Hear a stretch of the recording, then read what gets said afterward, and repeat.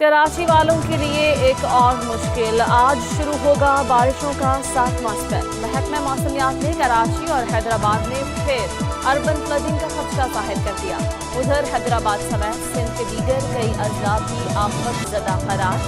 دادو، ٹھٹھہ، سجاول، بدین، مکیاری، چامشورو، ٹنڈو محمد خان، ٹنڈو الہیار بھی شامل۔ میرپور خاص، عمرکوٹ، تھرپارکر، بے نظیر آباد اور سانگھر بھی آفت زدہ قرار دے دیے گئے۔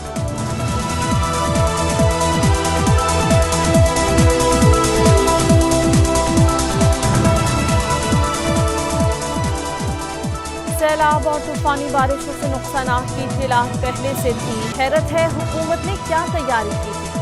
اپوزیشن لیڈر شہباز شریف کہتے ہیں وفاقی حکومت صوبوں کی مدد کے لیے جامع منصوبہ بندی کی راہ اپنائے، سیاسی مفادات سے بالا تر ہو کر سیلاب سے متاثرہ عوام کی مدد کی جائے۔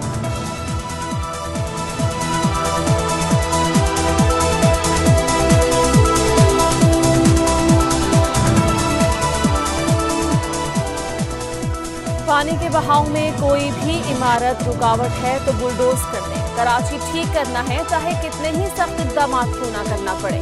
وزیر اعلیٰ سندھ بارش کی صورتحال پر اجلاس میں انتظامیہ پر برس پڑے۔ مراد علی شاہ نے کراچی میں بارشوں سے متاثرہ علاقوں کا دورہ بھی کیا۔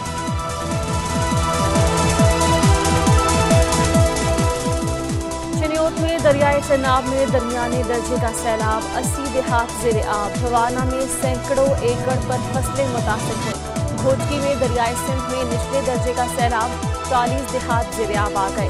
احمد پور شرقیہ میں چناب کا بند ٹوٹ گیا، فصلیں تباہ ہو گئیں۔ نواب شاہ میں سیم نالے میں شگاف سے تباہی، کردو کے علاقے شگر میں سیلاب کی تباہ کاری۔ دادو میں سیلاب کے باعث بند راستے بحال نہ ہو سکے۔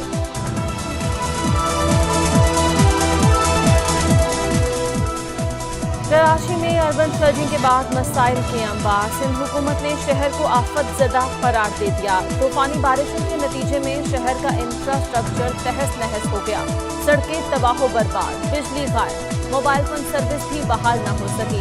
مختلف علاقوں میں بارش کا پانی بھی موجود۔ بارشوں کے باعث مختلف حادثات میں مزید 6 افراد جاں بحق، 3 دن میں مجموعی تعداد 35 ہو گئی۔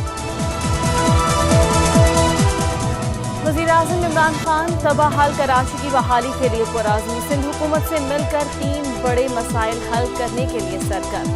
کہتے ہیں صفائی مہم اور نالوں سے تجاوزات کے خاتمے کا کام شروع کیا جا رہا ہے۔ کراچی کے عوام کی تکالیف کا احساس پوری قوم کو ہے، مسائل کا مستقل حل نکالیں۔